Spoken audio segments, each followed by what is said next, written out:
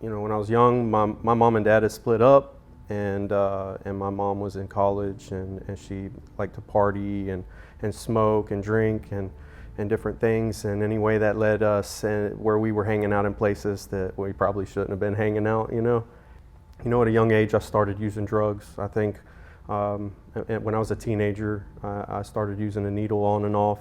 Was introduced to harder drugs. Got in a little bit of trouble here and there. And really just started my downward spiral. Hello, my name is Benjamin, and I'm with Loving Hands Ministries. I've been here for 4 years now. I graduated. It was a 24-month program, and I decided I felt led to stay on as an intern, and eventually, butted into being a staff member here. When I was 18, I joined the service, and that didn't help much. I was running from my problems, and whenever I got to my station, I started drinking and using cocaine and acid, other things, and anyway, that was short-lived. I think I was in the service a little over 2 years. Immediately when I got home, I started selling drugs and using meth, and back on the needle, getting in trouble, in and out of jail, just really messed up. I was robbing and stealing, and I had kind of squandered everything I was given, and I was mad about it. Before coming to Loving Hands, I had been homeless for about 3 years.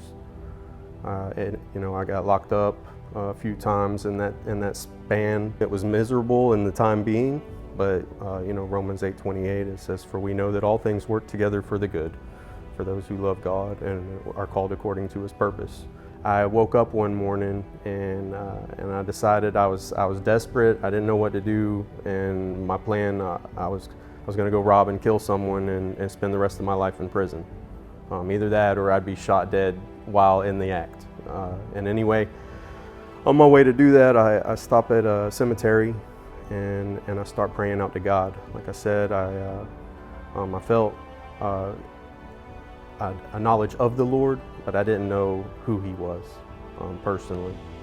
I'm praying to God. I said, "Lord, right now is a good time to show me what to do next," And this man, he comes up, he taps me on the shoulder, and one thing led to another. That same day, I was dropped off at Loving Hands, and a few hours later, I was here in Palmetto. I love the men here. I love watching men's life being transformed, growing in their knowledge of the Lord and who He is, just building relationship, because I know that's what changed my life. Sometimes, dealing with men that are coming out of addiction or out of the world, sometimes there's some flack there. Even in that, that's one of my anchors is God told me to stay, and I want to be obedient to Him. The Lord's restored my family back to me.